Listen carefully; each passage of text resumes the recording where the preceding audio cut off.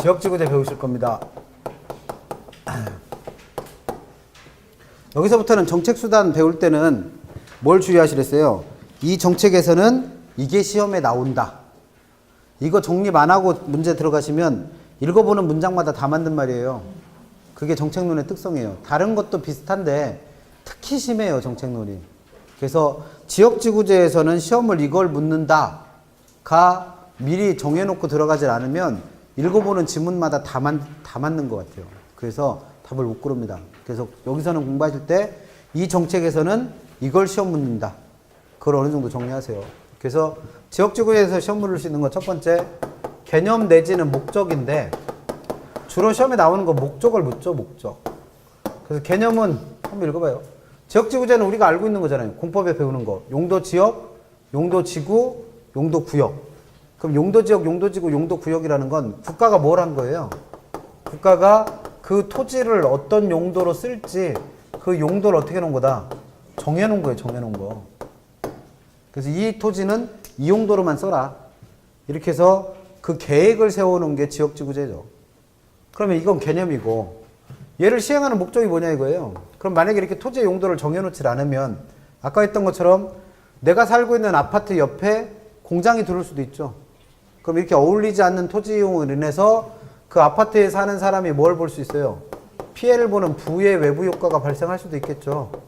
그럼 이런 국가가 토지의 용도를 정해서 주거용은 주거용끼리만 붙어서 있게 하면 그렇게 발생하는 부의 효과를 어떻게 할 수 있다? 제거 또는 감소시킬 수 있다는 거죠.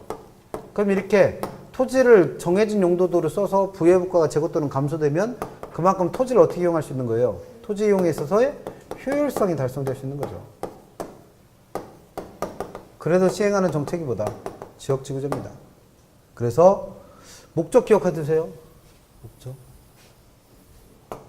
시험에 내는 건 이거니까. 그래서 우리 책에도 276페이지 보시면 지역지구제의 의 그리고 목적 나오죠. 그래서 목적이 시험에 나와요. 목적이. 그 다음에 그 옆에 보면 두 번째 277페이지부터 나와 있는 동그라미 4번에 있는 동그라미 5번에 있는 장단기 효과. 근데 얘는 잘 안 물어요. 시험에. 왜? 우리가 얘기하는 일반적인 경제효과 그대로니까.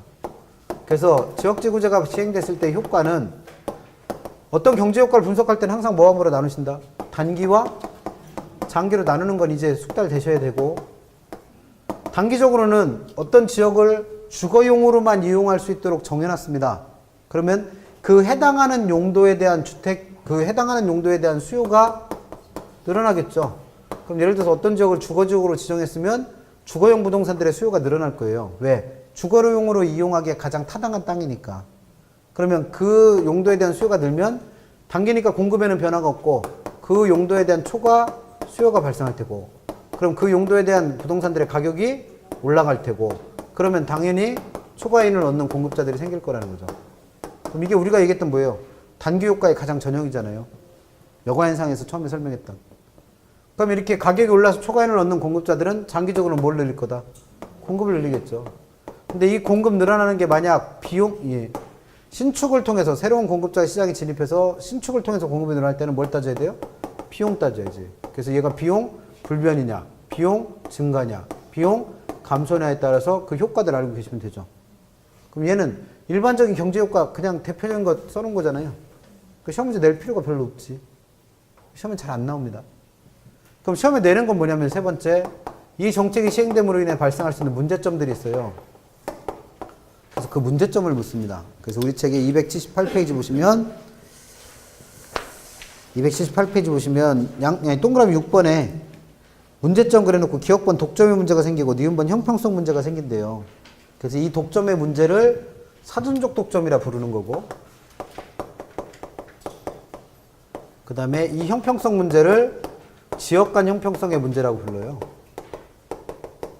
그래서 형평성이 침해되는 문제가 생기는 건데, 사전적 독점부터 먼저 보시면, 독점의 문제를 먼저 보시면, A번에 지역지구제의 설정은 투자 위험이 경감된다.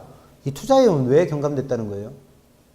내가 여기다가 아파트를 지어도 그 옆에 공장이 들어서서 아파트 가격이 떨어질 위험이 없다는 얘기죠. 내가 여기다 아파트를 사도 얘는 주거지역으로 용도를 정해놓은 거기 때문에 공장이 들어서서 집값이 떨어질 위험은 없단 말이에요. 유해시설이 발생할 위험이 없으니까. 그러면 여기에는 주거용으로 이용하기에 적합한 땅이니까 주거용 부동산들의 수요 증가. 그 단기적으로는 가격 상승. 그래서 초과이윤 얻는 공급자들이 생긴댔죠. 근데 장기적으로는 공급자가 새로 이 시장에 진입을 해서 공급을 늘리니까 공급이 늘어나면 가격이 어떻게 되겠어요? 다시 안정이 되겠죠? 그럼 그 초과이윤은 어떻게 되는 거예요? 사라지는 거예요.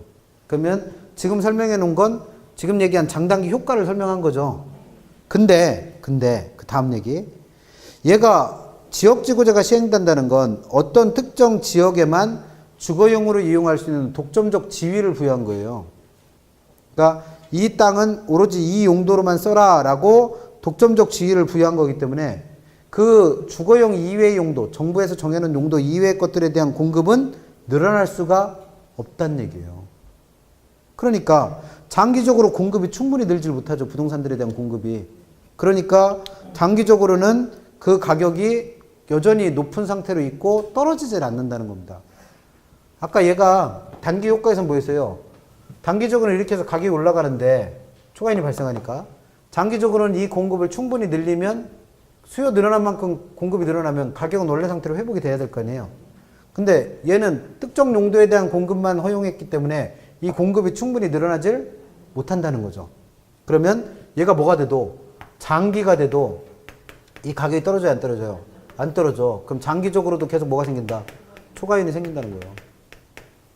그럼 이 초과이윤을 가져가는 사람은 누구예요? 새로 이 시장에 공급한 사람이 없으니까 기존의 공급자들이 이걸 다 챙겨가는 거 아니에요? 이런 문제를 무슨 독점? 사전적 독점이라고 부릅니다. 그래서 그때 봐요. 장기적으로도 가치의 하락이 발생하지 않기 때문에 초과이윤이 생기는 거고 이 초과적인 수익은 전부 다 누가 가져간다? 기존의 소유자들이 다 챙긴다는 거예요. 그런 독점을 무슨 독점? 사전적 독점이라고 부릅니다. 사전적 독점. 그 다음에 니은번의 형평성 문제는 A번에 보면 지역지구제 내용 중에는 어떤 지역을 개발할 수 있도록 허용하는 지역도 있고 이걸 편의상 개발지역이라고 표현해봐요. 그 다음에 개발이 제한되는 지역도 있을 거 아니에요. 이걸 개발 제한지역이라고 해본다면 개발이 제한되는 지역.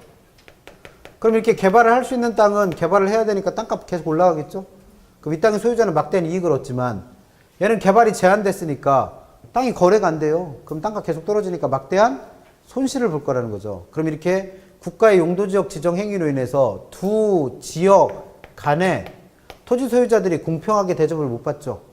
그럼 이게 뭐예요? 형평성을 침해한 거지. 그래서 이걸 무슨 형평성을 침해했다?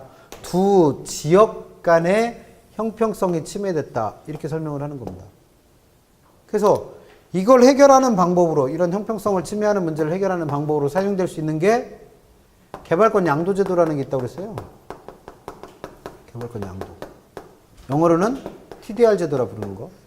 그럼 이 개발권 양도 제도는 뭐냐면 이 개발 제한 지역의 토지 소유자는 소유권은 갖고 있지만 이 토지를 뭐 할 수 있는 권리?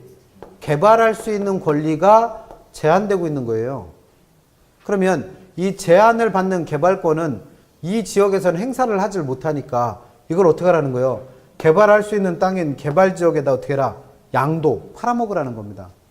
그럼 이걸 팔면서 이 개발 지역에 있는 토지 소유자로부터 그 대가로 뭘 받을 테니까 금전적인 보상을 받을 테니까 두 지역 간의 형평성 문제가 금전 보상을 받았으니까 그만큼 어떻게 될 수 있어요? 완화되고 해소될 수 있다는 거예요. 그래서 이런 형평성 침해 문제를 해소하는 수단으로 뭐가 활용될 수 있다? 개발권 양도 제도가 활용될 수 있다는 얘기 있다. 그래서 우리 책에는 279페이지 보시면 양가를 3번에 바로 이어서 뭘 써놨다? 개발권 양도제도 써놨죠. 근데 이걸 잘 설명 안 하는 이유는 개발권 양도제도가 대단히 좋은 제도인 것 같지만 우리나라에서는 이거 시행한다 안 한다? 안 한다고 그랬습니다. 그래서 개념 정도만 알고 있으면 충분하고 이 개발권 양도제도가 부동산학개론 배우면서 2번 나오죠. 한 번 어디서 나왔어요? 공간으로서의 부동산 얘기할 때 공중권을 활용하는 방법 중에 누가 활용될 수 있다? 개발권 양도제도. 기억 저 멀리에. 그럼 시험 문제는 이 문제점 물을 수 있다는 거죠, 문제점? 문제점 물을 수 있고. 근데 사실 이렇게 하면 문제 낼 게 거의 없잖아요. 지문 5개 꾸리기가 되게 힘들다는 거예요. 그래서 시험 문제는 뭘 낸다? 이 용도지역지구제는 우리나라에서는 어떤 법률에 의해서 여러분들이 배우고 계시는 국토의 계획 및 이용에 관한 법률이라고 하는 국토계획법에서 용도지역지구제 시행하고 있잖아요. 그러면 시험 문제에서 뭘 물어? 이 국토계획법의 내용 물어요. 내용. 그래서 2차 공법을 배우시는 분들은 별 문제 없어요. 이거 가장 기초적인 조문 물어보는 거라. 근데 1차만 하시는 분들도 있죠. 공법을 아예 안 배우는 분들. 그런 분들은 어떻게 해? 나오면 찍으세요. 이거 방법이 없어요. 그 시험 문제는 어떻게 내냐면 뒤에 한번 실제 문제 볼게요. 우리 책에 319페이지 가보시면 319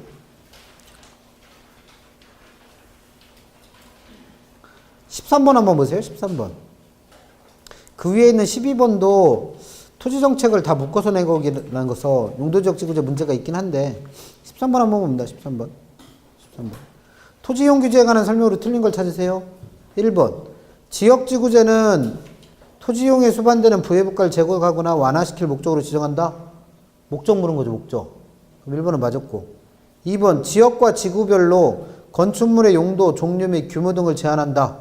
용도지역을 구분하는 이유는 뭐 때문이에요? 물론 그 용도도 정해주지만 그 용도에 따라서 건폐율이나 용적률의 비율이 달라지죠. 그러면서 토지를 이용할 수 있는 규모가 달라지는 거잖아요. 그럼 2번도 맞았지. 3번 지구단위계획. 이거는 학개론에서 배울 게 아니잖아.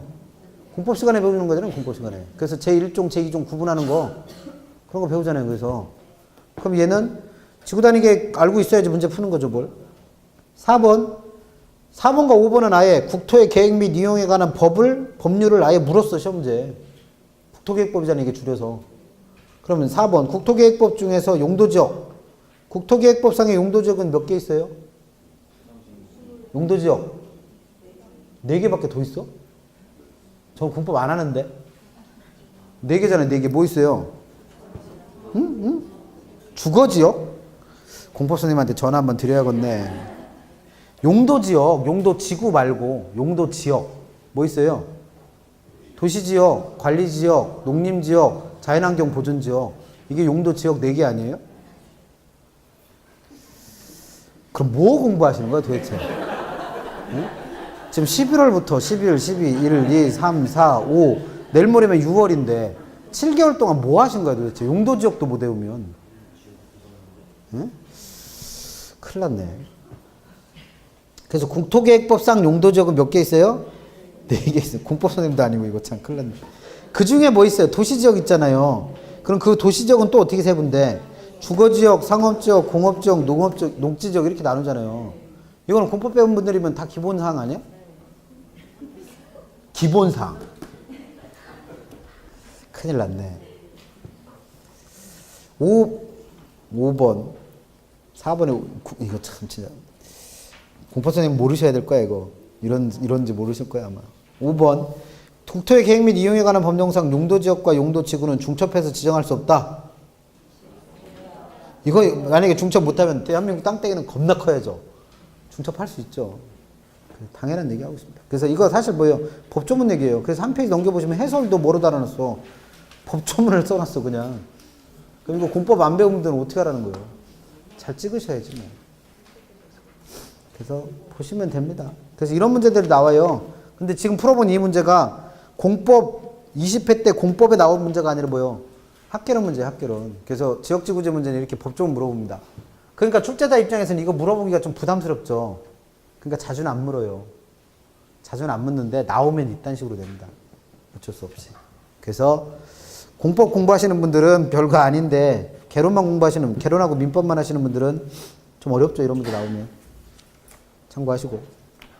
다시 앞으로 돌아가셔서 토지정책 중에서 공부하실 거 2번째는 그러니까 지역지구제가 나오면 뭘 물었겠구나. 목적 물었거나 문제점 물었거나 아니면 뭐구나. 법조문. 그렇게 접근하시고 문제 풀면 돼요. 그 다음에 282페이지에는 토지은행제도도 공부하실 건 2가지. 2가지가 아니네. 토지은행제도에서도 공부할 거는 정해져 있어요. 첫 번째, 개념은 시험에 여러 번 언급이 됐어요. 토지은행제도가 뭐냐고. 근데 틀리게 낼 지문은 아닙니다. 그래서 토지은행제도가 뭔지만 아시면 돼요. 그 토지은행제도는 국가가 미리 가격이 싼 토지를 대량으로 매입해서 비축해 놓고 있다가 토지 수요가 늘어났을 때, 즉 토지가 필요해졌을 때 이걸 공급하는 정책 수단을 말합니다. 그러니까 쉽게 말하면 토지를 싼 값에 사서 어디에다 넣어놨다가 은행에다 넣어놨다가 필요하면 그걸 꺼내 쓰는 거죠, 뭘. 그래서 토지은행제도 또는 토지 비축제도라 불러요. 그 개념은 여러 차례 시험에 나왔는데 틀리게 난 적은 한 번도 없습니다. 그럼 시험 문제 내는 건 주로 뭐라는 거예요? 장단점 물어요, 장단점. 그래서 토지은행 나왔구나, 시험 문제. 그럼 뭐 물었겠구나. 장단점 물었겠구나. 이렇게 생각하고 접근하시면 돼요. 그래서 284페이지 보시면 장점과 단점 설명되어 있죠. 그래서 장점으로 들 수 있는 것들. 첫 번째, 땅을 누가 갖고 있어요? 국가가. 그럼 개인들이 그 땅 함부로 개발 못하죠. 그래서 개인들에 의한 무계획한 난개발을 막는다라는 건 장점이 될 수 있습니다. 국가가 토지를 소유하고 있기 때문에. 두 번째, 얘는 개발에 필요한 땅을 미리 사놓은 거잖아요. 땅값이 쌀 때. 그러면 토지를 필요할 때 적기에 그것도 어떻게 저렴하게 공급해 줄 수 있다라는 건 장점이 될 거예요. 그래서 공공용지 같은 걸 미리 사놨기 때문에 싸게 바로바로 공급해 주는 건 장점. 세 번째, 이걸 개발해서 공급을 할 때 이익이 발생할 거예요. 개발 이익이. 근데 이거는 누가 갖는 거예요? 국가 땅이니까 국가 개발 이익을 갖겠죠. 그럼 개인한테 개발 이익을 뺏어 갖고 사회에 환원하는 것보다는 개발 이익을 환원하기가 그만큼 어떻다? 쉬워질 수 있다는 건 장점이에요. 요 세 가지는 책에 나와 있는 장점이고, 시험에 나왔었는데 책에는 없는 게 뭐냐면, 만약에 이렇게 토지를 미리 비축해 놓지 않으면 필요한 토지가 생기면 뭐 해야 돼요? 강제로 수용해야죠. 그러면 보상금 조금 더 받느니 나는 이거 안 판다는 분들도 분명히 생길 거예요. 근데 이거 뭐 안 팔 수가 없잖아요. 강제로 가져가는 거니까. 그래서 수용하는 경우보다는 양 당사자 간에 거래를 한 거니까 권리 침해가 그만큼 어떻다? 개인의 권리 침해가 개인들의 권리 침해가 그만큼 어떻다? 덜 발생한다는 거예요. 이런 것들은 토지은행제도의 장점으로 볼 수 있는 거고, 그 다음에는 단점. 아무리 토지를 쌀 때 매입한다 하더라도 돈이 한두 푼 드는 건 아니겠죠. 그래서 국가 입장에서는 막대한 매입 비용이 발생한다라는 건 단점일 테고, 두 번째는 땅의 용도를 정한 게 아니에요. 토지의 용도를 정한 게 아니라 그냥 혹시나 몰라서 사놓은 거니까 이걸 언제 개발해서 되팔지 아무도 모르죠. 그럼 이 토지를 계속 관리하고 있기가 쉽지 않다는 거예요. 왜냐면 보니까 이거 국가 땅인 건 알고 있는데 와서 뭐 아무것도 안 하는 거예요. 그럼 일단 뭐 해? 요즘같이 날 좋으니까 뭐 하나 심어. 감자 심고 콩 심고 마늘 심고 뭐 옥수수 심고 해서 쓰죠. 근데 정말 그 땅을 이용하게 됐을 때 거기다 농사 짓고 있으면 그 사람들 쫓아내는 게 더 힘들잖아요. 그래서 계속 관리하기가 어렵다는 거. 세 번째는 별다른 대책 없이 토지를 이렇게 대량으로 매입하면 개인들이 그걸 보고 따라 사죠. 그럼 땅값이 어떻게 돼요? 치솟아. 그럼 정부에서 뭘 유발할 수 있다? 투기를 유발할 가능성도 있다는 거예요. 그래서 이런 것들은 단점입니다. 그 시험은 지금까지 물었던 건 개념 아니면 장단점인데, 개념은 틀리게 냈던 적은 없고 장단점을 주로 물었던 거죠. 그럼 나올 가능성 있는 건 뭐냐면, 우리나라에는 공공토지의 비축에 관한 법률이 있어요. 그래서 이 법률이 지금 배운 토지은행제도의 근거 법률입니다. 그래서 이 법률이 있으면서 우리나라에서는 이 토지은행제도가 실제로 시행되고 있는 거예요. 그래서 우리 책 284페이지에 있는 것처럼 이 공공토지 비축에 관한 법률의 내용을 물을 수 있다는 거죠. 법의 내용. 그래서 제일 좋은 건, 사실은 책에 나와 있는 게 전 조문이 아니기 때문에 제일 좋은 건 법제처 가셔갖고 이 공공토지 비축에 관한 법률을 다운받아갖고 외우는 게 제일 좋아요. 그럼 무조건 몇 문제 나온다? 몰라, 안 나올지. 낼지 안 나올지 몰라. 그러니까 그렇게 공부하기는 너무 비효율적이고, 적어도 283페이지에 양가를 2번에 있는 내용, 양가를 3번에 있는 비축 목적, 양가를 4번에 있는 토지은행의 운영, 요 정도는 봐두시자는 거예요. 요 정도는. 그래서 내용에서 1번 우리나라는 공공토지 비축에 관한 법률에 의해서 이 제도가 현재 시행되고 있다. 그다음 5번 이 토지은행과 관련된 주관 부서가 어디라는 거예요? 국토부. 그래서 이 국토부 장관이 공공토지 비축에 관한 계획을 수립해야 돼요. 계획. 그래서 종합계획은 몇 년 단위로? 10년. 그리고 그 다음에 이걸 시행하는 시행계획은 매년 수립해야 됩니다. 매년.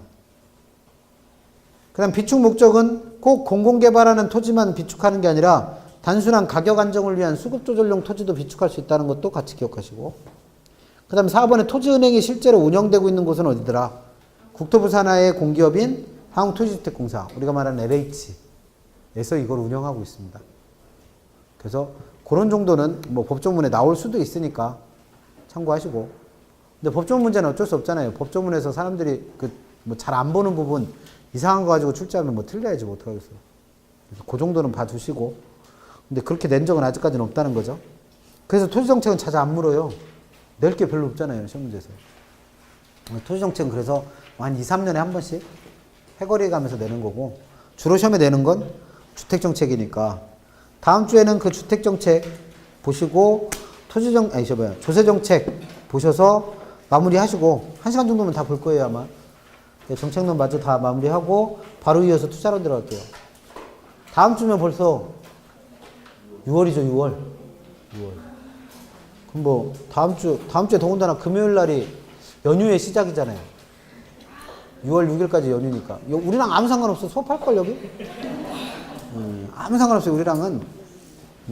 저는 좀 일이 있어서 휴강할 건데, 어쨌든 수업할 겁니다. 그러니까 연휴랑 아무 상관없어요. 우리는 그냥 똑같이 일상생활 하는 거죠, 뭐. 그래서, 어쨌든 그래갖고, 그러니까 어디 가시지 마시고, 다음 주에 투자론 하니까 열공하세요. 그래서 6월 한 달은 누구 열심히 파신다? 투자론. 지금까지는 계속 수요 공급 이런 파왔잖아요. 그래서 이제는 뭐 탄력성 이런 거는 껌이지. 다 알죠. 그래서 다음 주에는 투자론 열심히 하시면 돼요. 다음 달부터는. 수고들 많이 하셨고 다음 주에 건강한 모습 뵙겠습니다. 수고하셨습니다.